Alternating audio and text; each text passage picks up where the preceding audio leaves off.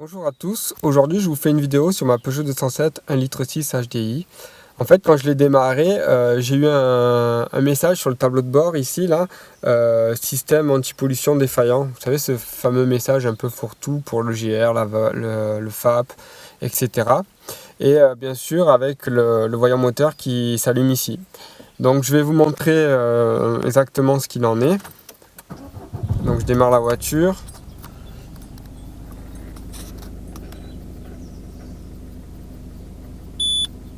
Vous voyez, système anti-pollution défaillant.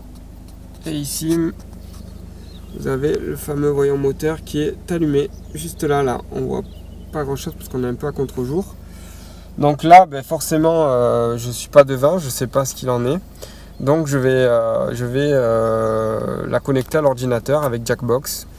Donc toujours pareil, hein, Jackbox, l'OBD c'est ici, la prise OBD. Donc j'ai enlevé le cache. Voilà, vous avez le boîtier ici, là, que vous retrouvez en bas dans la description. Et il est connecté à l'ordinateur. Bon, c'est parti, on va passer sur la capture écran. Donc voilà, là on est sur l'écran de l'ordinateur. Pensez à bien mettre le contact de la voiture pour vous connecter à Jackbox. Là en l'occurrence, la version que j'utilise de Jackbox, c'est la 7.57. Donc on va ici sur Peugeot, on clique dessus. On va forcément sur la Peugeot 207, c'est mon cas. Donc moi, c'est 207 CAN, scan, je clique dessus. Donc là, Jackbox est en train de se connecter à mon véhicule. Il me ressort donc le numéro VIN du véhicule, le numéro de série. Donc ça veut dire que la connexion s'est bien établie. Donc je fais OK, je valide. Là, je vais sur Jackbox. Je clique dessus.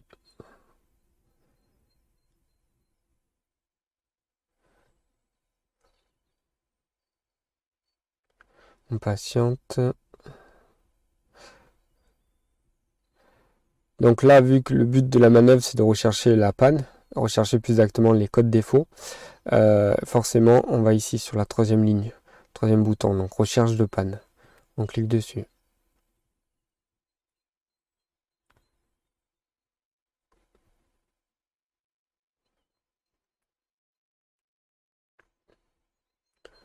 Donc là, j'ignore, hein, je fais la croix rouge de connectivité. Donc là, le test global se lance. Hein. Il va rechercher les codes défauts sur chaque calculateur de la voiture, chaque organe de la voiture. Je vous le mets en accéléré, je vous reprends plus tard.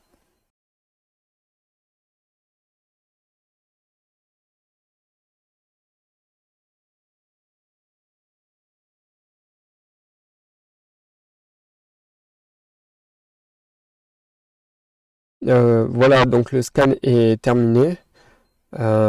Donc une nouvelle page s'ouvre.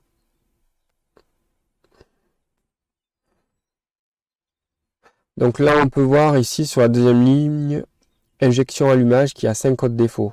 Sur la gauche, là, vous le voyez. Ça correspond au calculateur moteur. Si on regarde les autres organes, les autres calculateurs, donc il n'y a pas de défaut. Hein. Vous regardez cette colonne-là à gauche, là. S'il n'y a rien, c'est qu'il n'y a rien. Normalement, il devrait avoir un code défaut sur autoradio. Ça, je les ai toujours eu. C'est, je pense, dû à la prise auxiliaire USB qui a été installée dans la boîte à gants. Donc on va double-cliquer sur les 5 défauts là qui sont présents pour en fait en faire la lecture.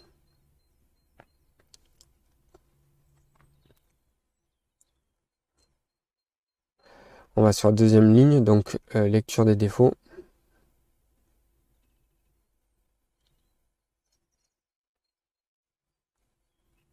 Donc je sais qu'il y a des défauts qui étaient déjà présents depuis des années. Je vais vous expliquer à quoi ils correspondent.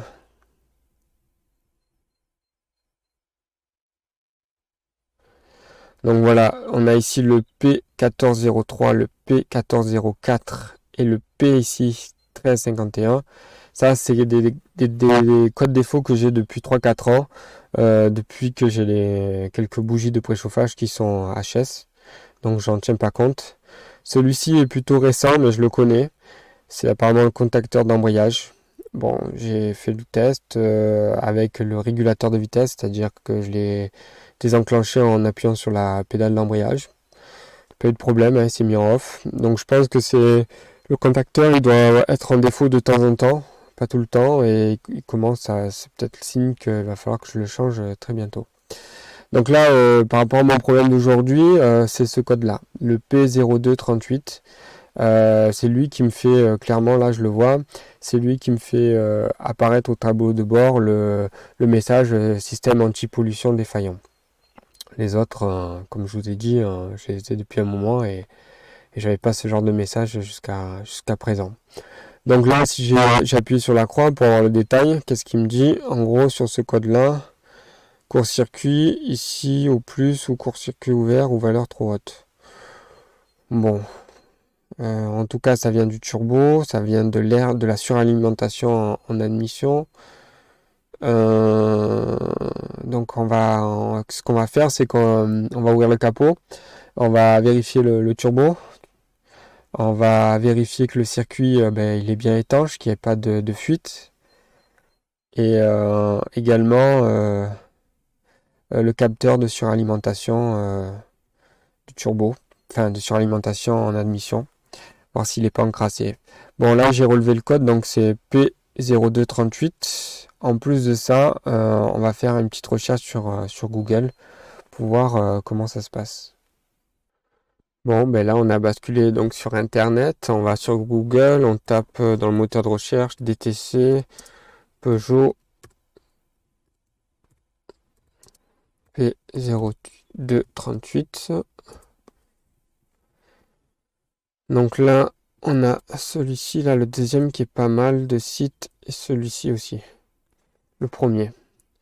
Donc si on va sur le premier, donc clairement il dit que le P0238, la cause de ce code défaut, c'est le capteur de pression du collecteur d'admission.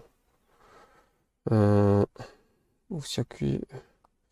Donc faisceau en court-circuit, alimentation, capteur de pression absolue du capteur d'admission. En gros, lui, il dit quoi? Il dit que c'est soit le calculateur moteur, soit le capteur de suralimentation en admission. Donc, c'est ce que je vous disais tout à l'heure. Soit le faisceau électrique qui est défectueux. Donc, on va aller sur le deuxième. Là, je sais qu'il est plus précis, lui. Donc là, hop. Bloc. C'est ça. On va descendre. Donc là, il y en a plein de pubs. On va virer les pubs un peu. Voilà, on descend. Qu'est-ce que le code P0238? Toujours pareil, le capteur d'admission, de suralimentation d'admission, le circuit ouvert, donc un problème d'étanchéité sur le circuit du turbo.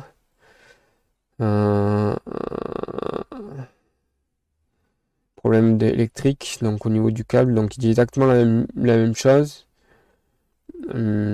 Donc témoin de check engine allumé, bon c'est ce que nous avons. Bon, ce site il est plein de pubs, ça c'est embêtant. Mais par contre il est beaucoup plus, il développe. Hein. Comment un diagnostic, là vous avez erreur courante la gravité, etc. Bon là je vais pas tout vous lire, mais voilà, c'est le site verminclub.org. Donc écoutez, on va faire ça, je vais ouvrir le capot, vérifier le turbo, le circuit, voir s'il n'y a pas une fuite, le capteur, et puis un peu le faisceau, le connecteur aussi s'il n'est pas oxydé. Voilà, allez on passe à l'étape suivante. Donc voilà, nous sommes sur le moteur. Je vais enlever d'abord le cache, ça va être plus simple. Hop. Voilà, donc il faut savoir une chose, c'est que le turbo, il est ici. Déjà il y a un truc qui me... Là je le vois en direct avec vous là. Vous voyez là au niveau de la batterie, j'ai eu des projections. C'est quoi ça? C'est on dirait de l'huile. Ouais. Donc là vous voyez aussi là, regardez, j'ai de l'huile ici. Ici là, c'est... Est-ce que c'est bien mis là? Pas sûr que ce soit suffisamment serré. J'ai de l'huile qui part dessous le turbo là. Et je découvre vraiment en direct en même temps que vous, hein. Je vous assure que c'est la première prise vidéo. Là j'en vois là au niveau du... Comment ça s'appelle ça? Pompe à vide. Et en dessous. Donc ça voudrait dire quoi ça? Ah, ça veut dire qu'il y a de l'huile là-dedans qui coule en fait, tout simplement. Ok, bref. Alors je vais démonter, je vais pas m'éparpiller, je vais démonter ici là parce que je me suis posé la question si c'était pas ce joint là orange rouge qui était défectueux. Là je vois qu'il y a quand même un problème de serrage ici. En ce qui concerne le capteur qui est s'il est encrassé, c'est celui-ci qu'il faut démonter. Donc voilà, écoutez, je vais poser la caméra et on va voir aussi, ah oui, une fois que j'ai démonté là, on va voir aussi les hélices du turbo, savoir si elles sont, si c'est tout bon, s'il y a du jeu ou pas.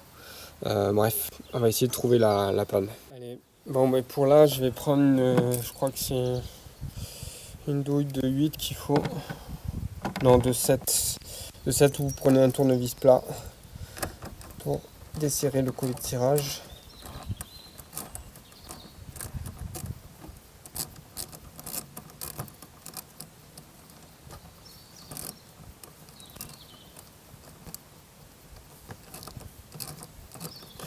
Ça va être bon. Je prends le raccord et je le pousse vers la droite. Donc là au niveau... Ouais, je vois... je suis en train de me pourrir les mains en même temps. Je vais mettre des gants, c'est mieux. Je vois beaucoup d'huile à l'intérieur. Vous voyez? Beaucoup d'huile ici à l'intérieur. Mais le joint en lui-même n'est pas coupé. Je sais que je l'avais déjà remplacé une fois ce joint là. Non, il n'est pas coupé. Par contre, ouais, beaucoup d'huile dans ce raccord là d'admission là. Apparemment là c'est plein d'huile quoi. Dites-moi en commentaire et tout ce que vous en pensez du fait qu'il y ait plein d'huile ici. Je pense pas que ce soit normal. Je sais pas à quoi c'est dû. Est-ce que c'est le turbo qui commence à faire des siennes? N'hésitez pas à me renseigner. Allez, je continue, je vais complètement l'enlever ce raccord pour mieux voir. Donc toujours pareil, ici je prends ma douille de 7 et il y a un deuxième collier de serrage qui est à ce niveau là, au niveau du débitmètre. Je desserre et je vais désengager pour y voir plus clair.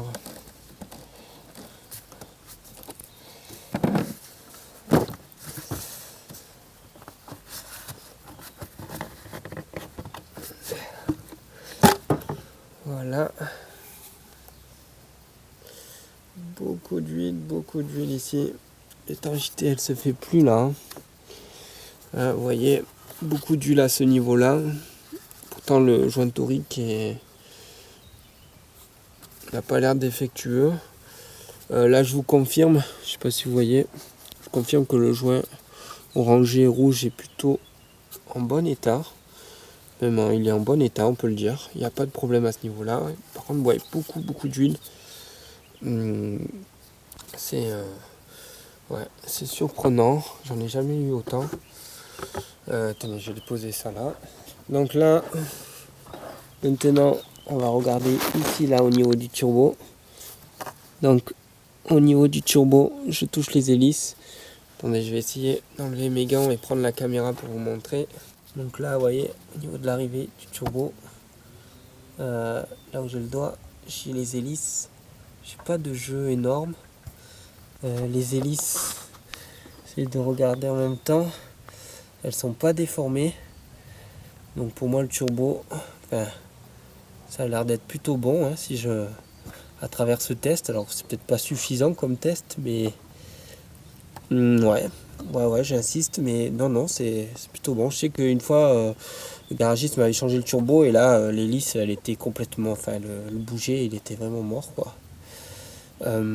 Ok, bon écoutez, on va voir ici là, on va démonter là pour resserrer. Voir aussi, je sais qu'il y a un joint torique ici à l'intérieur.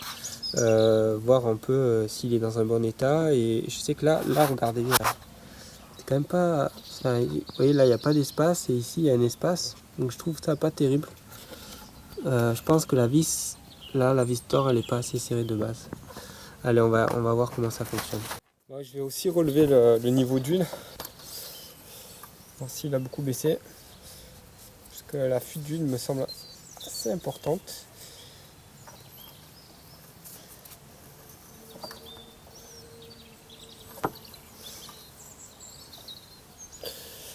Ouais, il était au plein. Quand j'ai fait la dernière vidange, j'ai été là, plein. Là, il a légèrement baissé ici. Pas dramatique. Donc le niveau d'huile est toujours bon. Donc comment je vais procéder maintenant? Je vais prendre une douille de 10. Non, je vais garder ma douille de 7, pardon. Je vais d'abord desserrer ici ce raccord.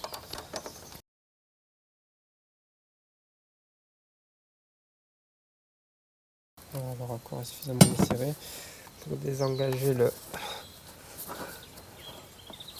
le flexible. Voilà. Je récupère le collet de serrage et la bague en plastique. Maintenant, je prends une douille de 10.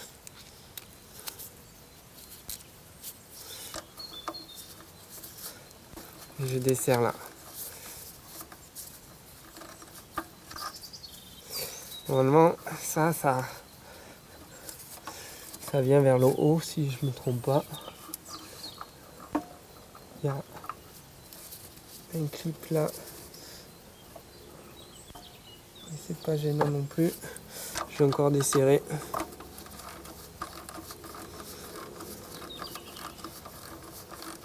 À la limite, je vais desserrer complet, je vais l'enlever la vis.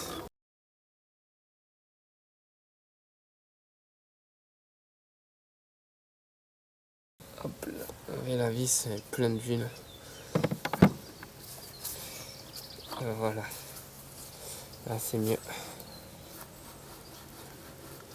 Et je retire. Ouais.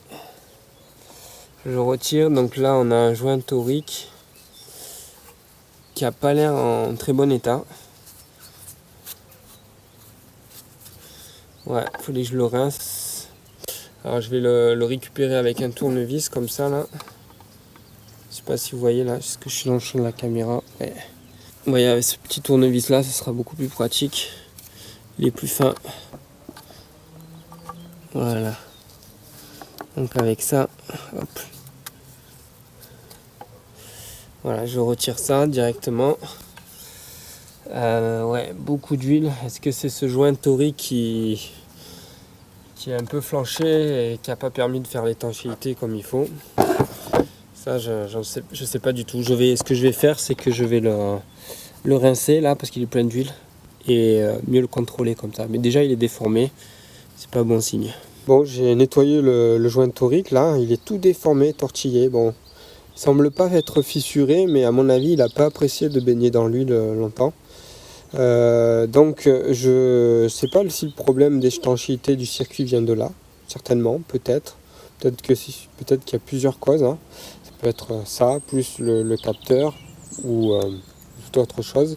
Quoi qu'il en soit, moi je suis passé à la concession, donc je suis allé chez Peugeot, il n'avait pas en stock, je suis allé chez Citroën et voilà, je l'ai acheté ce joint torique, ça coûte 3 € TTC, donc c'est vraiment pas grand chose, autant ne pas se priver de le changer, même si admettons que le problème ne vienne pas de là quoi. Alors maintenant je voulais vous montrer autre chose. Là à ce niveau là, donc vous voyez, il y a quand même beaucoup d'huile. Bon après c'est normal, hein, le turbo est quand même bien lubrifié. Et là j'ai pris une clé T30. Je vous ai dit ouais, cette vis elle est pas assez serrée. En fait si, elle est assez serrée parce que on peut pas la serrer plus, vous voyez. Vous êtes il y a clairement une butée ici. Regardez, je vais la desserrer avec ma clé Thor de 30. Je vais vous montrer comment ça fonctionne, cette vis là. Donc sur ça, je pourrais pas régler ce problème à ce niveau là en serrant cette vis. Je peux pas serrer plus, il y a cette butée. Donc regardez cette vis là, vous voyez la butée qui est ici là, juste au-dessus du filetage. Voilà, Donc là je suis vraiment à bloc. Allez, je vais la remettre. Écoutez, ce que je vais faire avant de nettoyer le capteur de suralimentation, parce que j'aime bien isoler les problèmes, c'est que je vais remonter donc ce joint torique.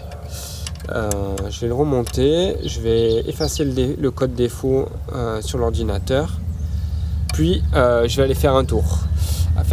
Pour voir si ce code défaut remonte.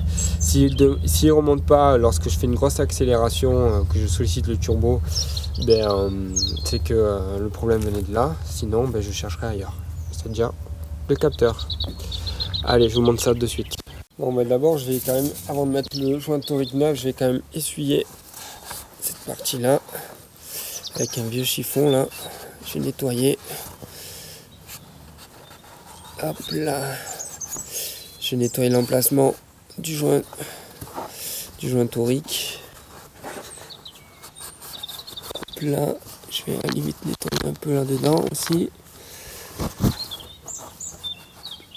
Hop là.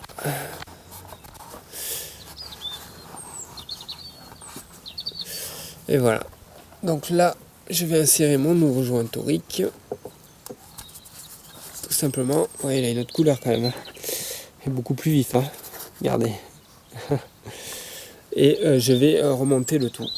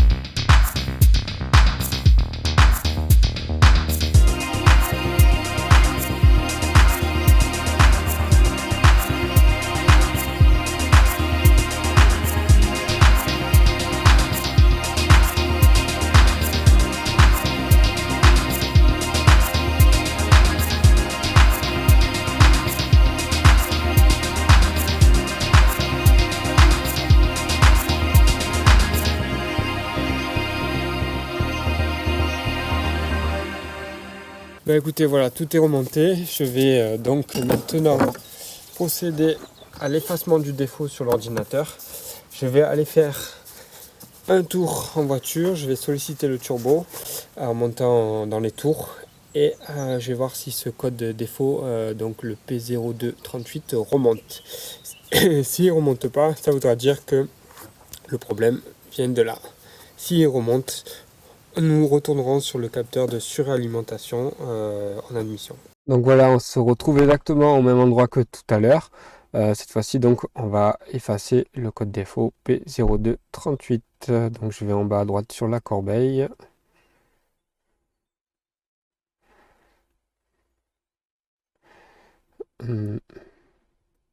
Je fais encore à droite valider. En fait, ça va effacer tous les codes défauts du calculateur moteur.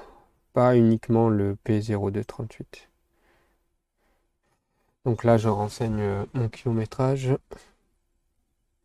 120. Je valide encore une fois en bas à droite. Oui, je confirme.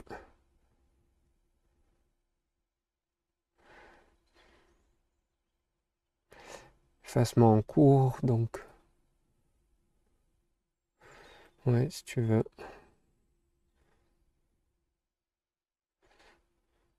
Couper le contact. Et remettre le contact. Ok, je valide.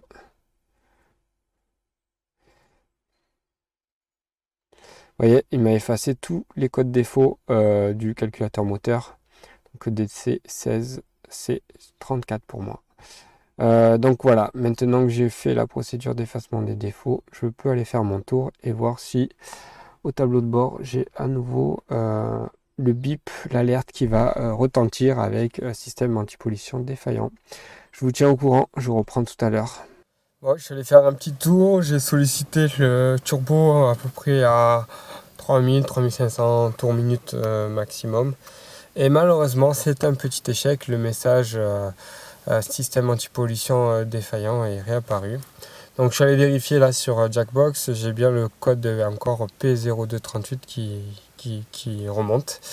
Bon, je ne vous le montre pas, hein, j'ai déjà fait la procédure tout à l'heure, vous savez comment on fait. Regardez. Donc là, je démarre la voiture. Et qu'est-ce qui se passe ici? Je donne en 1000. Hein, le petit message. Et bien entendu, ça va de soi avec le petit voyant. Donc là, je vais me concentrer sur le capteur de suralimentation d'admission. Je vais le nettoyer, faire un tour. Si ça va toujours pas, je vais le remplacer. Enfin, avant de le remplacer, je vais tester le faisceau avec mon multimètre. Et bon, je pense pas que je puisse le faire ce soir parce que regardez l'heure qu'il est déjà. Donc déjà même pour tester la voiture, faire un tour avec la voiture tout à l'heure, ça va être compliqué avec le couvre-feu. Enfin bref, c'est pas grave, on prendra les choses une autre fois. Et cette vidéo se poursuivra un autre jour.